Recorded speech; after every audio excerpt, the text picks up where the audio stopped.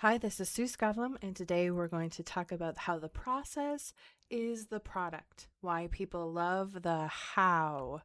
Now, you might be wondering, why do people love the process? Well, there are a few reasons why, and some of it is psychology, and some of it is the fascination that we have as people to watch other people do work. You can see this as early on as young kids who will literally watch YouTube videos of other kids playing. Play is the work of childhood, as Mr. Rogers said. And it is so interesting because even my 4-year-old will be fascinated watching another child play with a toy.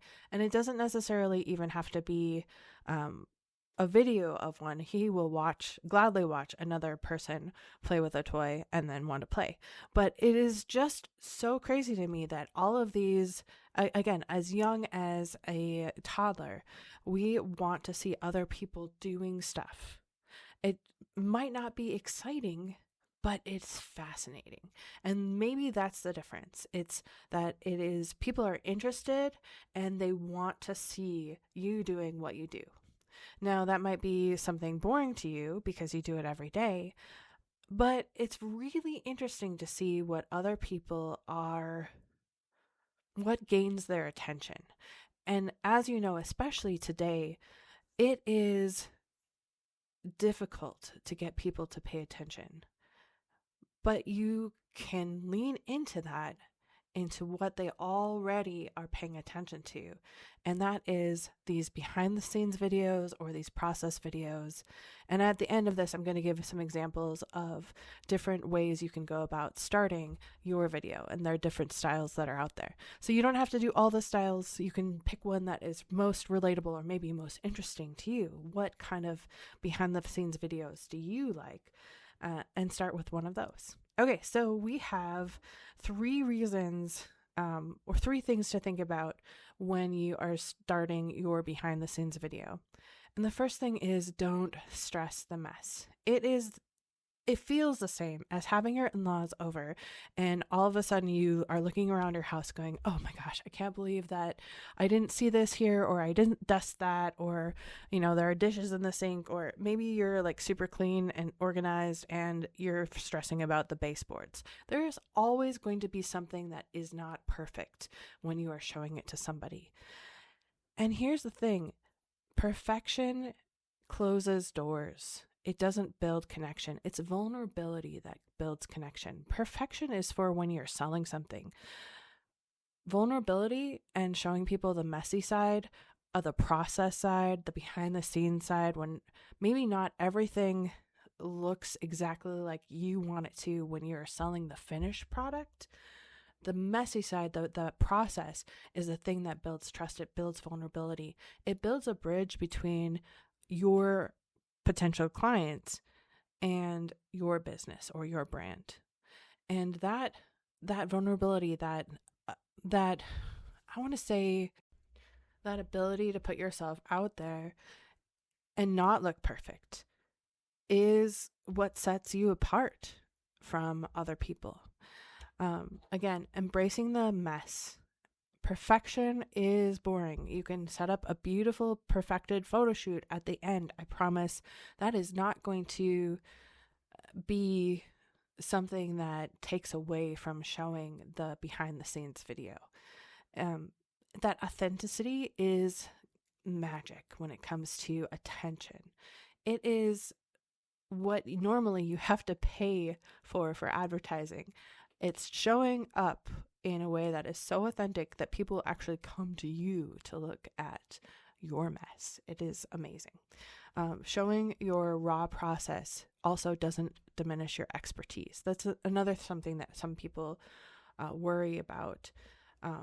But it shows that you're willing to show that work in progress.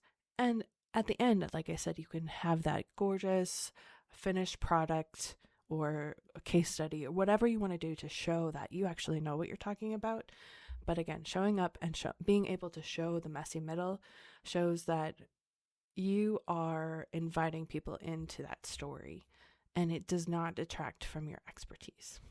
Okay, the second thing people worry about is, am I giving away too much for free? If I show them how I do it, then somebody else can copy it. And then what? Then where am I left? Now, this is the case in some things.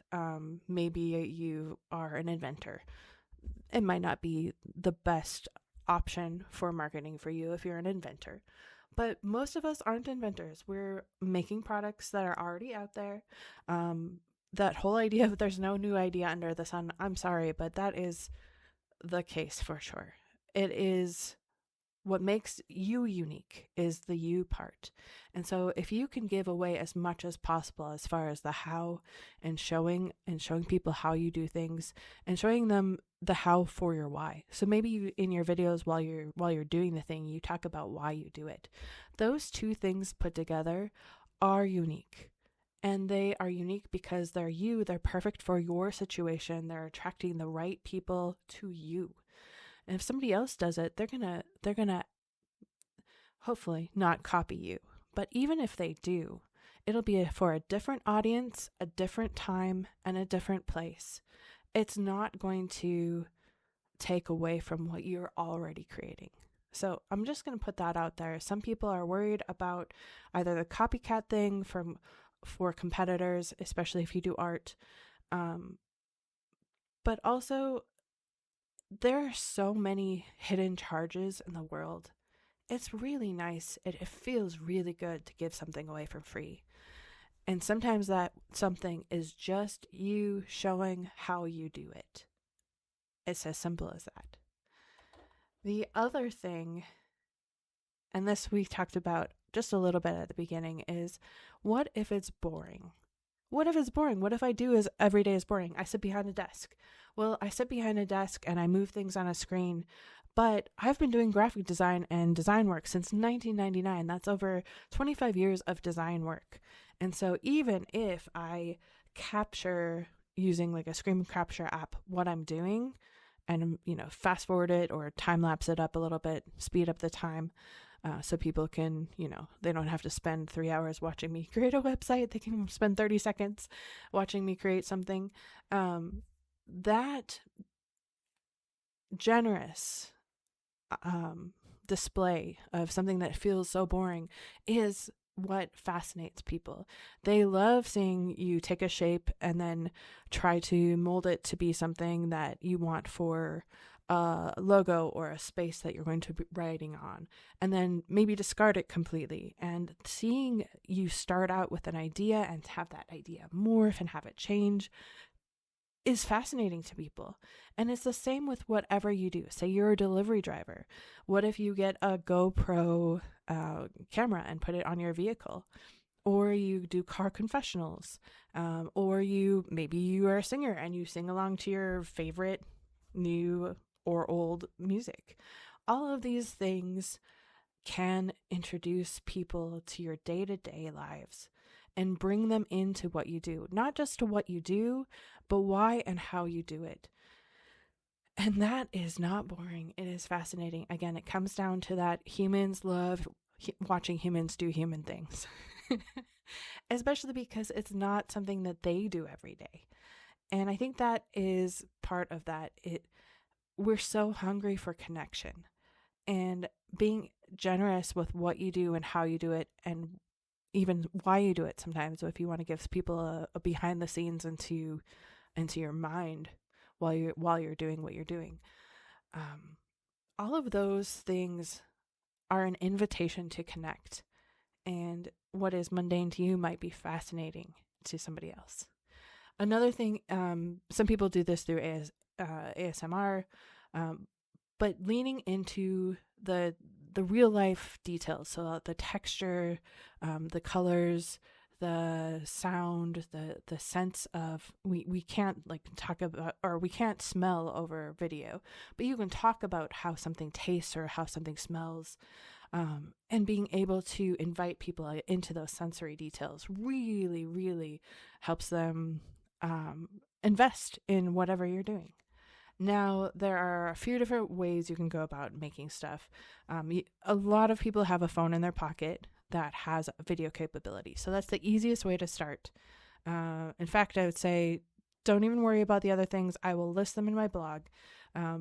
But you can do a screen capture as well. There are screen capture apps for either your phone or your desktop, or you can get one of those fancy tripods that will follow you around and like is sensitive to faces, so it will move depending on where you are. Or you can get a 4K camera that you can put like above your laptop or your desktop that will also do the same thing.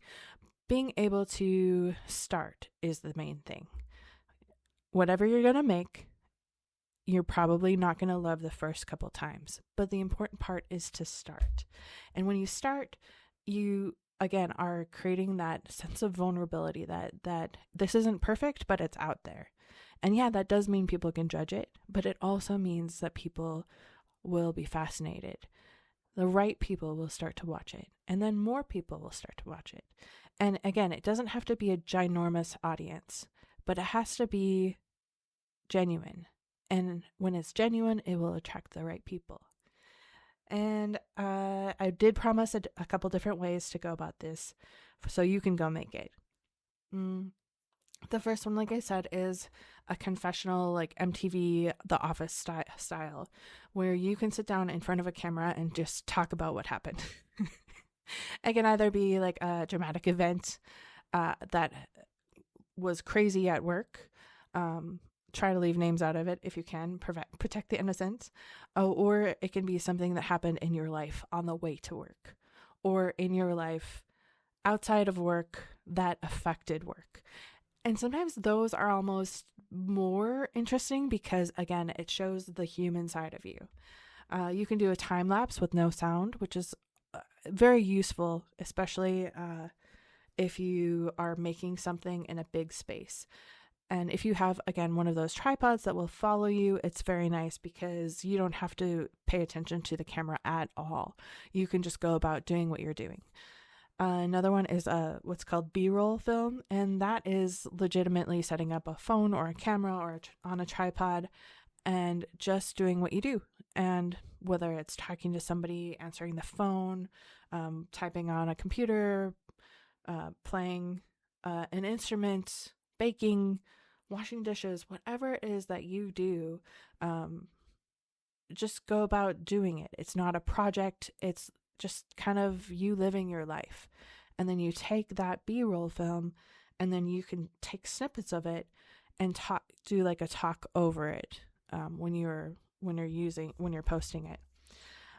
Most social media allow you to do a voiceover when you're posting it, either a reel on Instagram or Facebook, or TikTok has 30-second clips. YouTube has shorts. Basically, every social media out there has their own version of it, and they allow you to upload something and do a voiceover. Or you can put it on like a desktop editing app. Some people use CapCut for that, CAPCUT, or Clipchamp. That's the Microsoft version. There are so many video editing options out there, but some people get stuck on trying to find and trying to research. The important thing, again, is just to get out there and start, and then you can revise your method of how you do it as you go along. You can also do a get ready with me, a travel with me, style this room, a 30-second clip, website, screen capture. Like if you're doing graphic design or website design, you can use loom.com to do a screen capture. I really like that one. You can set up your camera and do something simple like wash dishes and talk. There's a stand-up comedian who does all of his promo stuff by just washing dishes and talking about a bit. And quite honestly, I am more prone to watch somebody wash dishes and do a bit than to like see them in a theater doing like a whole show. And it is, again, a way to just get yourself out there. So no matter what you do, no matter why you do it, if you can pick up a phone today, turn the camera on, and just start to show that how, you will be fascinating. Let's talk next time.